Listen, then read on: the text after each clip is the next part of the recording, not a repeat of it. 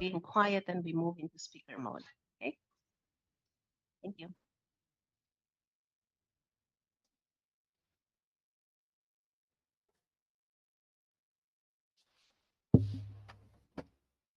Hello, everybody, and welcome to a new LinkedIn Live, Twitter Live, YouTube Live. We're on a few places live. Glad to have all of you tuning in from different parts of the world today with a super exciting guest.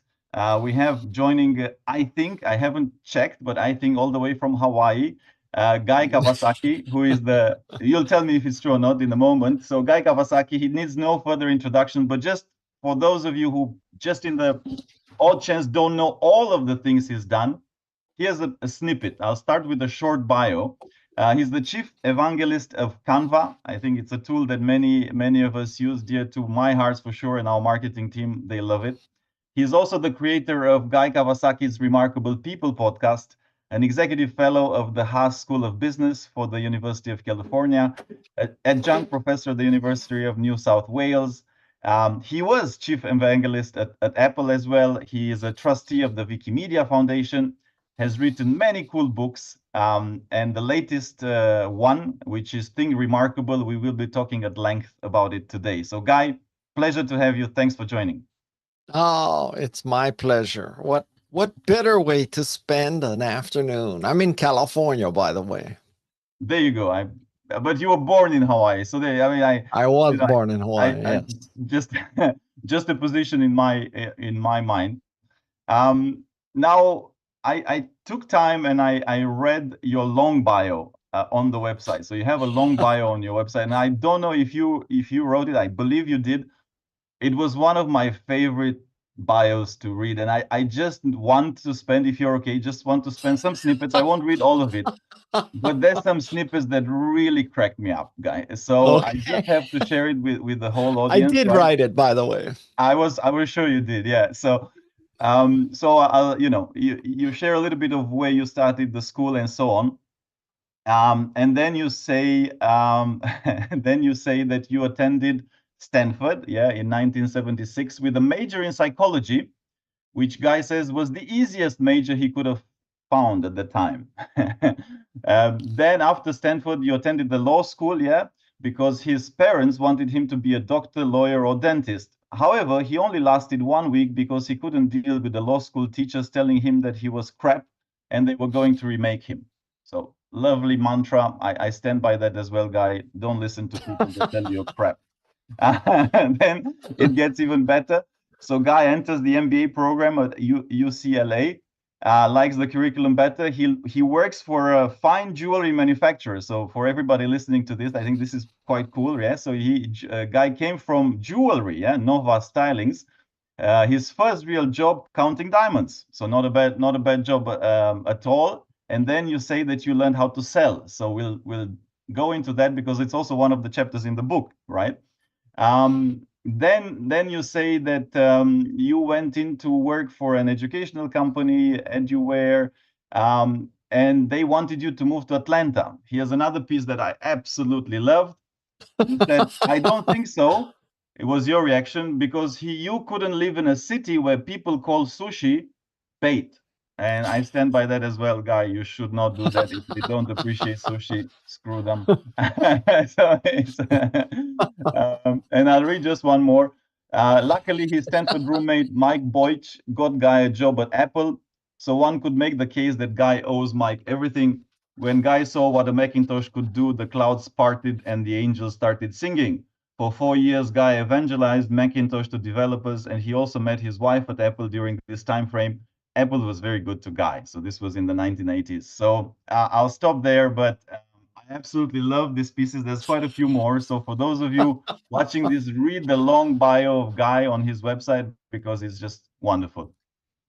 Okay, I wrote that bio and it took me a while. So and you know what?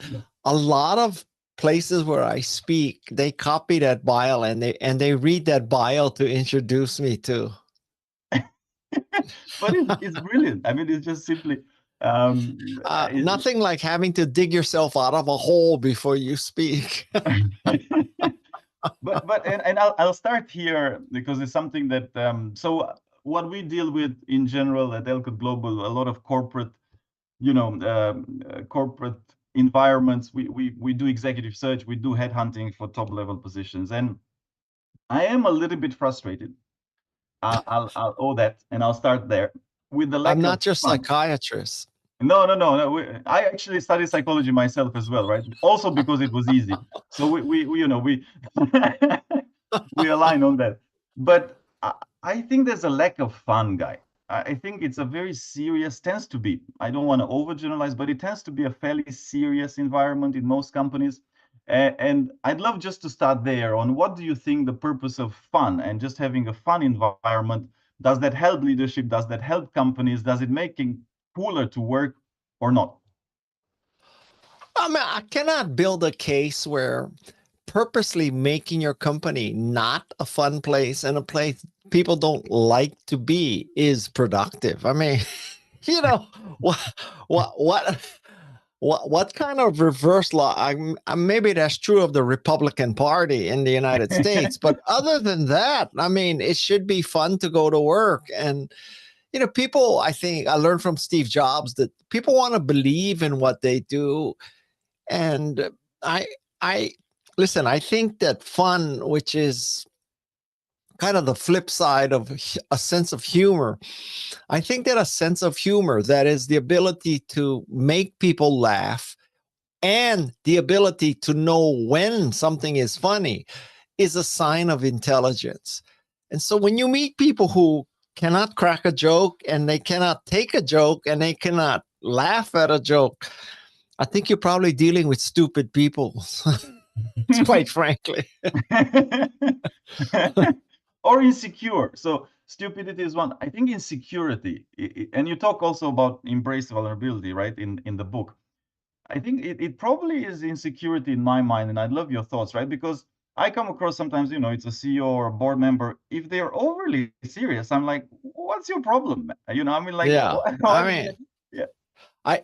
I would say that the person who is insecure and cannot take a joke, cannot make a joke, they probably are insecure and they're probably stupid. I mean, so that's a deadly combination. If you're stupid but secure, okay. And if you're secure, but you're not, but you're smart, that's okay. Or I guess a secure, stupid person isn't. No, that's not a good combination. You have a few running for president, guy. Yeah, I'm telling you, I'd rather have an old president than a crooked one, but I digress. Yeah.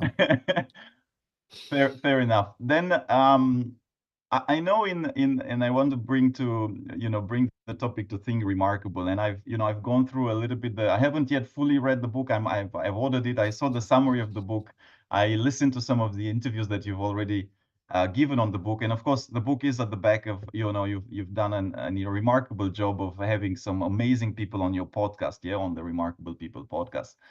In the book, you talk about don't follow your passion. Yes. And I want you to share some anecdotes about that, because we have, a lot of people listening to this, a lot of young people listening to this.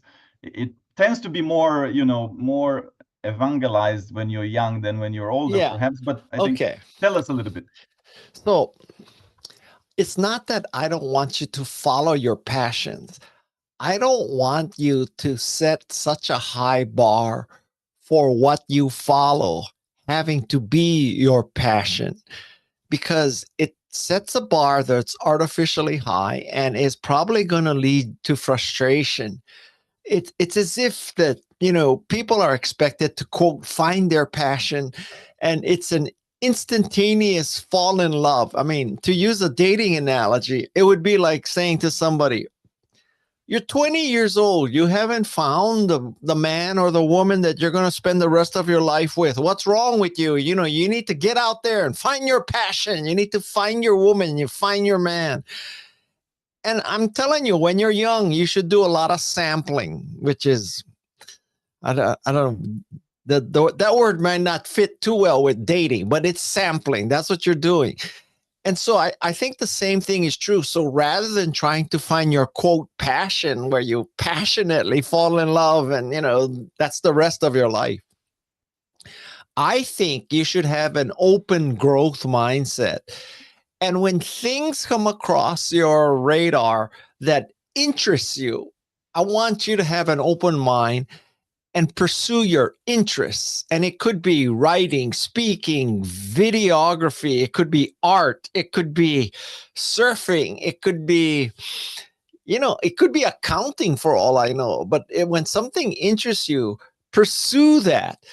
And over the course of a lifetime, with a lot of sampling of a lot of interests, may you discover 3 or 4 passions. But don't set yourself up for failure by saying, "Oh, I'm going to find my passion. It's going to be the one true love of my life, and it's going to be instant, and I'm going to instantly be good at it," because it ain't going to happen that way. And I want to double click a little bit and bring it to you, because you definitely not seem, you for sure are a man of many passions. And, you've done from jewelry to technology to selling computers to building software to, Now you're also, we didn't mention, but you're also an evangelist for Mercedes. So you probably like cars as well, or you must, because, okay. Well, there's 2 factors to that. One is that, I truly do believe in the growth mindset. So when I encounter something that I find interesting, I dive in. So I took up ice hockey at the age of 44. I took up surfing at the age of 60. And let's just say that that's not typical age for people to take up sports like 44, like hockey and surfing. So that's one thing, why I appear to have so many different interests. The other thing is that, frankly, I'm old. I'm 69 years old, so I've had a lot of time to do sampling. If I were 29 and I had already tried all these things, you might say, "Yeah, guy, I mean, you really are a remarkable sampler." But I've just had a long time to sample things. Now, if you're young, if you're 20, or 18 or something, and you're listening to this, so your lifespan is probably going to be 90 years, right? So you have another 60, 70 years to try shit. So you ought to try as much as you can, because you got a long life. You don't need to get into a rut or a box soon. Now, myself, I didn't know it at that time. I super resonate with what you just said. So I was a Generation Y, or fairly typical. I think I had 5, 6 jobs in 5 years at some point. Eventually I settled to exec search about 10, 15 years ago. But I can't imagine that it was easy for me. Okay, maybe the times has changed and I was very lucky, but in your day and age, when this was quite a few years back, I don't think it was very typical that for a person to do so many things. Even if you're now downplaying it a little bit, you've tried quite a few things early on. How was it? And I would want to potentially put this context of, I think there's this big social construct that society puts on us of what you should do, how you should be, how you should live. How was it for you, and what helped you break free? Because I'm sure you had some limiting beliefs at that time. I think it's your life. You should live it the way you like. And that often includes defying your parents. And I cannot tell you that I had an overall life plan to, go from jewelry to computers to software to internet to podcasting and writing and speaking.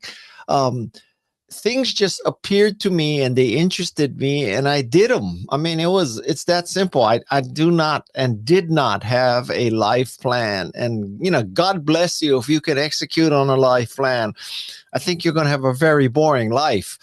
But I think that, a lot of what determines success is that you're in the right place at the right time. And you are willing to grow and you are willing to take a risk. The concept of you graduate from college and then you go to work for a Fortune 500 company for the next 25 years and you retire.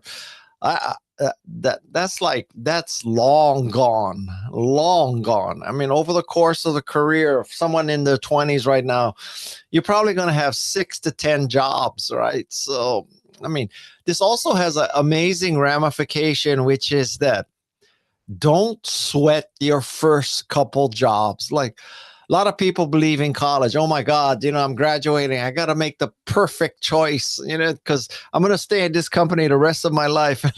You're deluding yourself. I mean, you need to just chillax and, pursue your interests. You got a lot of time. Mm. And a lot of the people that follow us are from a background of value chain, supply chain, manufacturing, operations, right? The people that build stuff or move stuff, right? Transportation. I want to bring you to the chapter 6 of your book, which is Sell Your Dream. And specifically in this profession of supply chain operations, they tend to be people that do shit, not so much talk about shit, let alone brag about the shit they did. Yeah. So I just want to, I'm using this channel to also hopefully inspire some people to come on, guys. Yeah. So talk to us a little bit about Sell Your Dream part. Well, it takes a lot to make this world work. And, it's not all designers and it's not all influencers on TikTok. I mean, somebody's actually got to build the shit. And to build the shit, somebody's got to supply. And it's got to go through that chain. And, I think we all learned a valuable lesson when one ship got stuck in the Suez Canal. Like the whole world ground to a halt, right? I mean, you talk about everybody should have asked for a raise back then in the supply chain management business.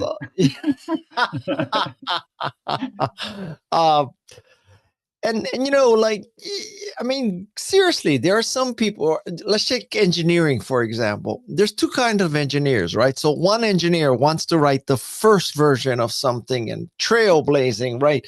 But you know what? After you have version 1, it takes a different kind of mindset to have version 1.1, 1.2, 2.0, 3.0, 4.0. And listen, it's very important to get version 1, but it's also important to get version 3 and 4 and 5.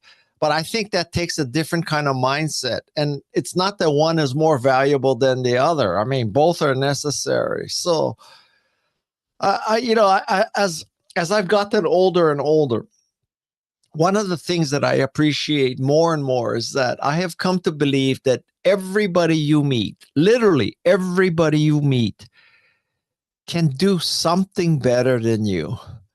So if you think that you are just God's gift to mankind, you are full of shit, because that flight attendant that you just yelled at, she might be a better surfer than you. Or, that waiter that you just yelled at, he might be a better photographer than you. Or maybe he makes tacos better than you.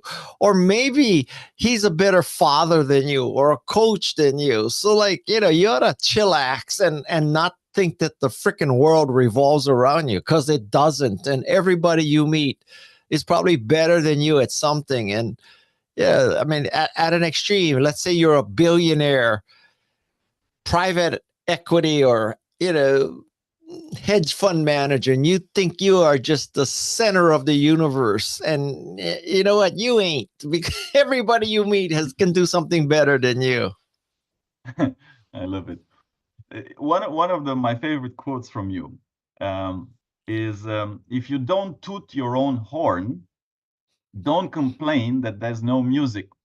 Yes. And I wanted to see if you have 1 or 2 anecdotes, because I believe that to be very true. There's a lot of people that, as long as I do good work, somebody will see me and promote me.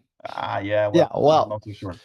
Well, let me tell you something. So first of all, I would rather have someone doing good work who doesn't know how to toot their horn than someone who toots their horn but doesn't do good work. It's much easier to fix the horn tooting than the work. Okay. So if you are a person who does good work but doesn't do your horn tooting, that's really easy to fix. But if you're just doing shit and you can toot your horn, that's really hard to fix. Let me tell you.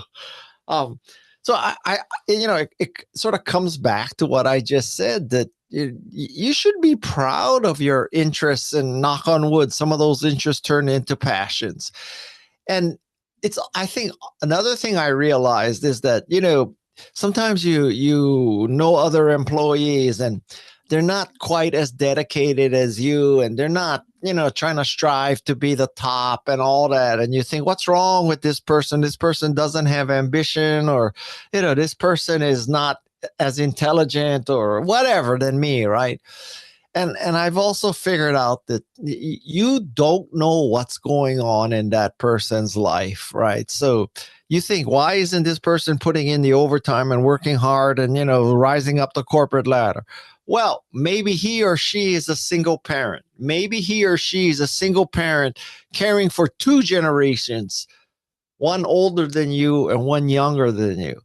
Or maybe that person just looks at a job as a way to put food on the table, but their true passion is ceramics or something. Like, who are you to judge what's important to another person? Love it.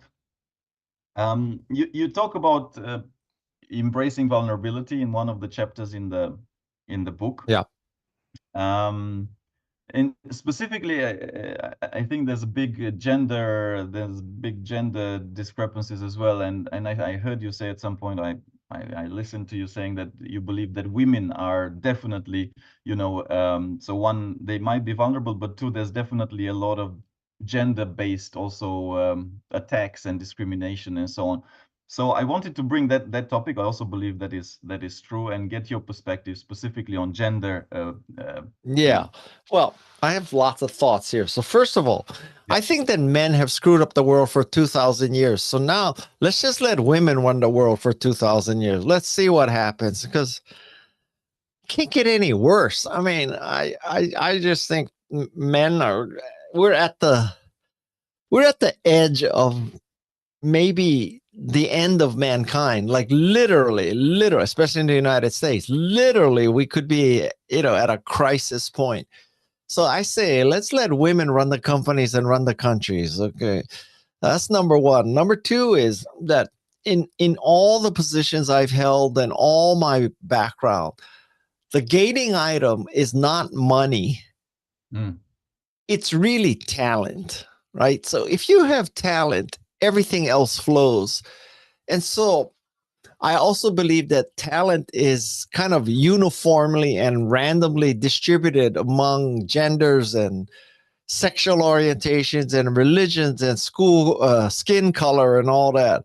So it seems to me, if you figured out that the hard part is building a great team, why would you eliminate half the genetic pool by saying we're only going to recruit men, or we're only going to recruit white men, or we're only going to recruit white men who went to Ivy League schools like I did? Like, you just wiped out a lot of people who would be very valuable. So why would you do something that stupid? And yeah, but clearly there are entire political parties in the United States who believe that, right? Like, I don't understand this. It's just not rational to me. And I'm a rational person. It's not rational to me to have some of these stupid rules and, just these, like, just putting people into a box. I do not understand that at all. And further on the topic of vulnerability at the workplace, there's been quite a few. If you read the articles, and that's why I'm a little bit, again, fed up with the political correctness. And so there's, what companies say they do and what they actually do. But what they say they do, or they say they want to do, maybe more accurately, yes, embrace vulnerability, show that you're human. Then you go in, and especially in this hyper competitive, stock listed company, forget that. I mean, you say that you don't know, they crucify you. Yeah? So talk a little bit to this. Yeah. So, this book is based on my podcast, where I've interviewed about 250 remarkable people like Jane Goodall, Steve Wozniak, Margaret Atwood, Stephen Wolfram, MacArthur Fellow Awards, all these people. And every one of them, every stinking one of them had a growth mindset.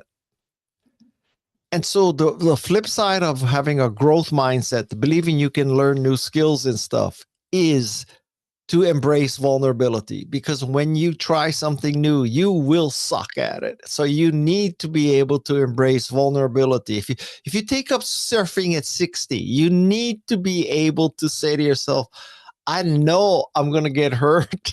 I know I'm going to be embarrassed, and still I'm going to do it.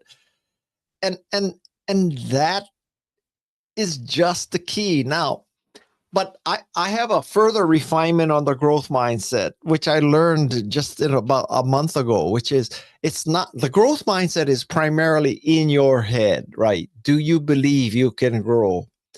But in order for you to grow, you also need to be in an environment that supports growth, because you could be in a company that doesn't support growth. They believe that, they hired people who are proven geniuses, and those proven geniuses, they don't need to learn anything more.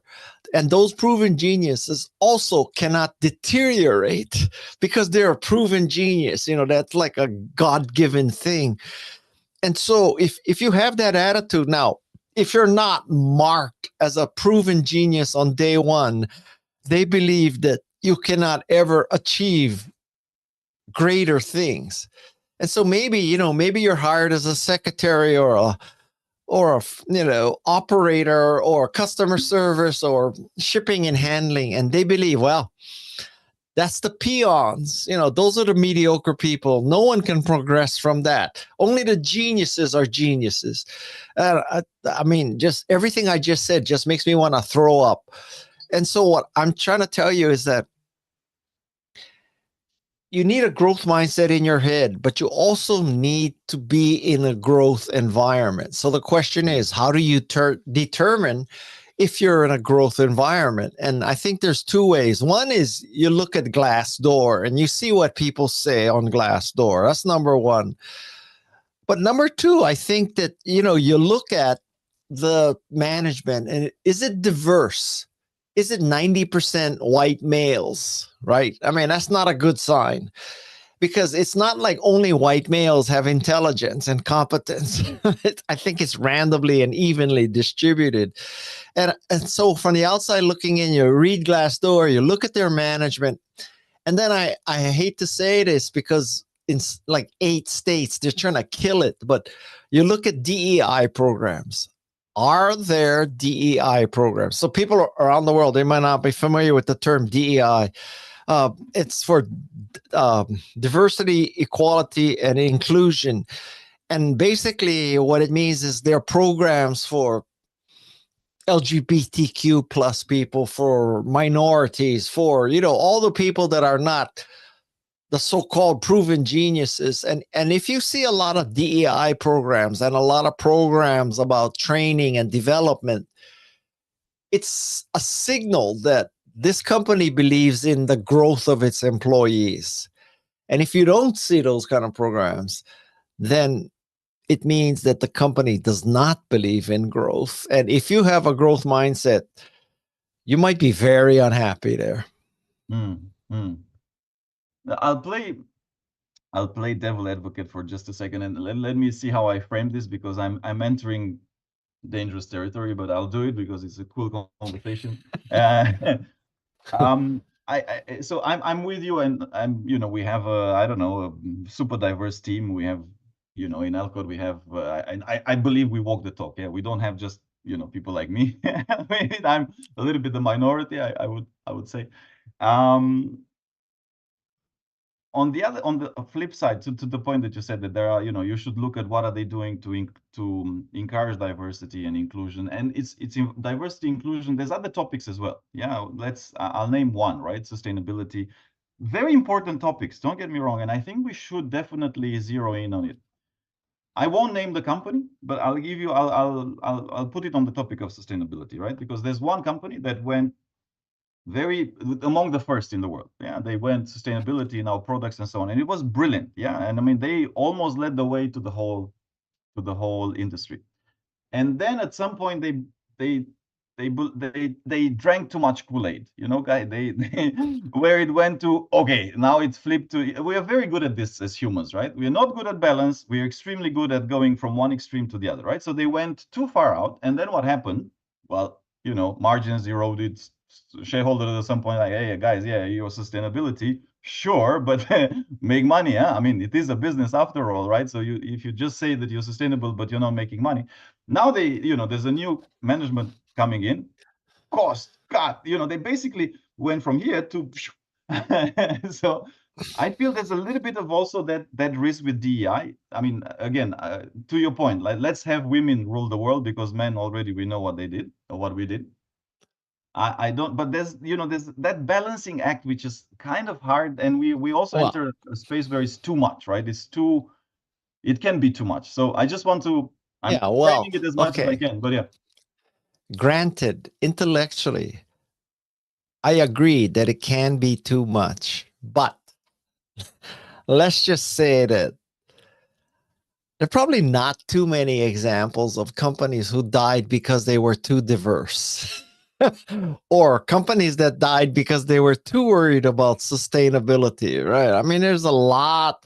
There are more companies who died because of the greed of the top management than because they were over diverse. I mean, listen, I'm not saying any company should die at all, but I mean, if you're going to die because you were too diverse or too sustainable, then I think that's pretty much okay. But, most companies die because of greed, not because of the greed or stupidity. The greed is easy to understand. Stupidity is when you no longer grow, right? No, you're not innovative. You just, like Blockbuster, where you rented DVDs. Why didn't Blockbuster become Netflix? Right? Because, Blockbuster, they looked at their business as, we have brick and mortar stores where people come in, they rent the DVD, they return the other one, they go home and they plug it in and they watch, right? So they define their business in terms of brick and mortar stores. But if they were working back from the customer, if they were truly realizing what the customer was getting like convenient forms of entertainment, right? That's what they wanted. Well, if you think about it for 30 seconds, what's more convenient than streaming? I mean, how can you compare getting in your car, driving to the Blockbuster store, parking, going inside, looking at a limited line of, DVDs on the wall, standing in line, checking it out, going home, sticking it in your, in your TV, coming back, parking again, turning it in, or you can click on stream, right? How can you possibly believe that is not a better model? Well, that's just plain stupidity, right? I mean, I don't know what to say. And there's so many examples, right? I mean, there's so many. Kodak, I mean, they had even the technology. Kodak invented the digital camera, Radu. They invented the digital camera, and they died because they wanted to stick with film. I do not understand that. But so hear me out for a second, because I've been, again, horrified the last 3 months. So I talked to a lot of executives, and I'm 95% in the last 3. That's why it's also the frequency of this conversation is what a little bit scares me. Because in the last 3 months alone, it's more or less the same pattern, where I talk to a frustrated board member or CEO, regardless of the industry almost, and they tell me, Rado, this is getting out of hand, right? The board wants, shareholder value, but that's what, quarter by quarter by quarter, like long term, we're taking stupid decisions. So, and some of them said, look, I throw in the towel, I'm out. I cannot stand in front of my team to explain logically why we do what we do. And 5%, there's some, I'll name one, right? I had a discussion with an executive of Microsoft, at least, I was like, okay, long term, I'm like, there's at least, some that still think long term. But it's almost like a disease of boards that, by and large, and CEOs thinking short term, shareholder, window dressing, basically, like taking decisions to kind of, how do you Well, number one is that it's much easier to be a writer than a CEO. That's why I'm a writer. Okay. So that coupled with that is the fact that I bet you these CEOs are saying this. They have a completely undiversified executive staff and board of directors. Well, maybe if they had some diversification, they would be in a stronger position. Duh. I mean, did you ever think of that? And so that's another data point. Another data point is, listen, those CEOs, they're making $1, $2, $3, $5, $25 million a year. You expect me to have sympathy for them? Frick. I mean, put on your big boy pants and just be a freaking leader. My God, that's what you get the big bucks for, right? So tough shit is my answer to that. And I think, listen, if it was an easy job, more people would do it, and you wouldn't have to pay people as much to do it. That's why you get the big bucks. So don't complain to me about how hard it is. That's what it is. Now, you could make the case that the financial markets, where they want good results every 90 days. I mean, listen, you bought into that game, right? I mean, you entered that game when you were negotiating your CEO package. You were negotiating for stock options, right? I mean, so yeah. So when the stock options go up and you get a lot of money, you like the 90-day reporting and financial markets and public markets. But when you don't deliver results and your options go down and everything, like, now, the game is rigged. This is an unfair game. I mean, freaking cry. Don't cry for me, Argentina. I mean, give me a break. You want to know how I really feel? No, fair point. I'm almost, I guess I'm almost wondering. So no sympathy for the CEOs. I mean, I think the most blatant injustice, I would call it. If not, I can't come up with a better word, with a stronger word.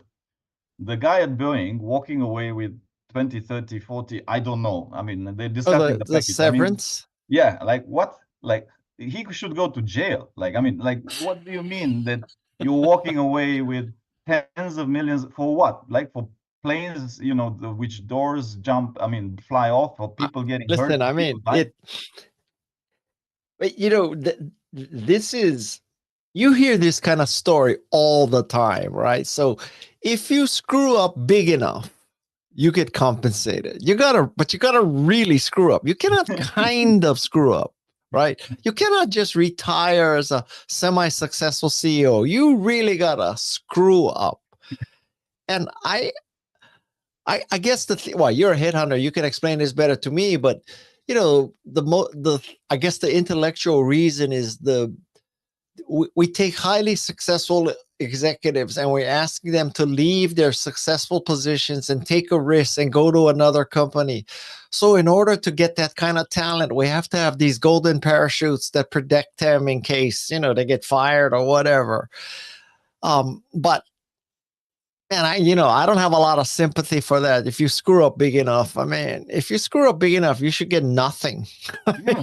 There should be a I don't clause in there, understand like, that come either. on, like there should be a clause. But I guess what I'm saying, and I mean, back to let's take our job, right? And when we place people, we always conduct informal ref checks, and I strongly believe in that. Formal ref checks, nobody's going to put people that talk badly about them. Nobody's dumb, Right. And especially at the executive level, So when you do informal checks, you ask their boss, fine, but people tend to be good at managing upwards, so I trust that a little bit, not a lot. Peers, yeah, that's where it gets a lot more real. Subordinates, that's where it really gets real, right? Because that's where the reality kicks in, because you don't pretend to your subordinate, right? They report to you, no need. So that's where, if you ask a few subordinates, you really get a sense, is this person a good leader? Was he a dictator, harsh, or whatever it was? So we try to do that all the time, because it's part of what we believe we paid for. Now, that doesn't really happen at scale somehow. I'm shocked. Like it's, and even, I have, in fairness, I've seen my own advice ignored because, nepotism or whatever. So that's where there's an element of that. And there's these circles of people that we discussed a little bit, oh, my body this, my body that, la, la, la. Okay, fine. And then you have this system, this capitalistic system, where I'm not here to start a revolution, but I'm almost just wondering, are we reaching the end of this quarter by quarter results of, just making more money? I mean, it's like, where does meaning and where does impact come into play? How do we even measure that, right? In a way.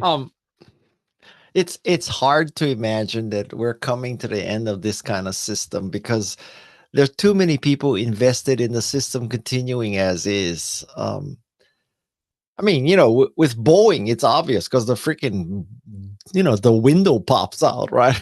I mean, that's hard to hide that. But I mean, if you're the executive of a Fortune 500 company and you don't see the switch to electric cars, or you don't see cloud-based computing coming or something like that, I mean, isn't that your job? What else can you say? Well, for people listening, they're wondering, what the hell does this have to do with thinking remarkable? And I got to tell you, this book is not meant for Fortune 500 CEOs who want to protect their stock option plan. I mean, that's 500 people I'm willing to lose as potential readers of my book. You'll do just fine. Now, Guy, among final questions for you, if you were to give some pieces of advice of how could a young professional starting in their career, or entrepreneur, or even student, but really the core, you have a lot of gems in the book. Okay. When you distill it, what's your favorite or one, two, go Okay, so I have two pieces of advice. The first piece of advice, people may be shocked to hear, but I will tell you that your job, this is for the student or the person, early in his career, her career. Your job is to make your boss look good. That's your job. I think many people have this really stupid belief of my job is to show my boss up. I want to show people that I'm better than my boss because they're going to fire my boss and promote me in his or her place. I have never, ever, ever seen that happen. So I'm telling you that your job is to make your boss look good. And when your boss look good, you look good. And when your boss progresses, you progress. You just tag along with your boss as long as he or she is making progress. And then someday your boss is going to be so successful that you can just bask in their halo and you can get another job at another company because you work for a very successful person and help make them successful. You're going to get a great fucking reference from them. Pardon my French. So all that is true. So make your boss look good, okay? And the second thing is make yourself indispensable.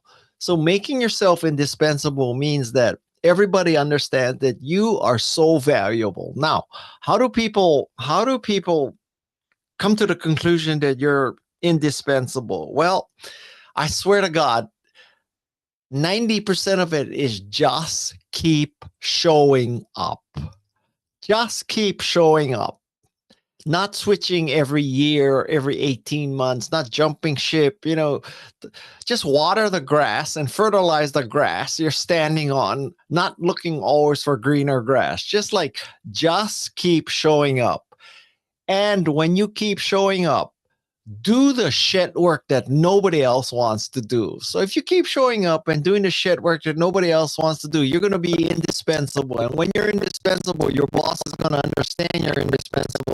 And then you're going to get pay raises, and you're going to get more options, and you're going to get more opportunities because nobody wants to lose you. It is that simple. Now, the problem is that, many people believe that, oh my God, we went through the pandemic and now, we work remotely. So I was working 2 hours a day from Bali or 2 hours a day from Cancun. And now they want me back in the office. And well, I hate to tell you, but you know what? If you want to be remarkable, you got to show up and you got to do the shit work that nobody else wants to do. And if you want to work 2 hours a day from Bali and, okay, God bless you. There's a time and a place for that. But I honestly cannot tell you that I believe that that's going to make you remarkable. And I also will tell you that I'm going to lose all the potential buyers of my book when I say this next thing, which is that do not necessarily pursue this concept of work-life balance. Work-life balance, I think, is a myth. And what happens is that there's going to be times in your life where you're not going to have work-life balance. You're just going to have to work. And there's going to be times in your life when you can have balance, but to constantly be trying to thread the needle where every job has work-life balance, I think is not going to work. You're just going to have to show up, do the shit work, and you're going to have to shift that work-life balance towards work and less balance. And you're going to have to make sacrifices. That's the way it is. And, if you don't believe that, there are a lot of other books that can tell you how to achieve this perfect work-life balance and be successful. Go read their books. That's not my book. My book is about you got to earn it. Love it. I mean, I have one final question, but I just do need to give this example. So about 15 years ago, there's this book that came out, a really good book, by the way, The 4-Hour Workweek. Really good principles. Tim Ferriss. Tim Ferriss, really good guy. I mean, I've been following since. I mean, when I read that book, I was, 25. I don't know. Oh, that's it. Oh, screw this. Screw this work. And then at that time, I didn't really take it at heart. But there was one guy that was ironic at, at Tim and was saying, Tim, for a guy that wrote a book called The 4-Hour Workweek, you sure spent 80 hours a week promoting your book. And that's kind of, and you can get a 4-hour work week, but you might make 100K, and that's fine. It's like to make, if you want to make millions, and that doesn't need to be the goal of anybody. But if you want to make millions, you're unlikely to do it over unless you sell drugs, which is highly dangerous. But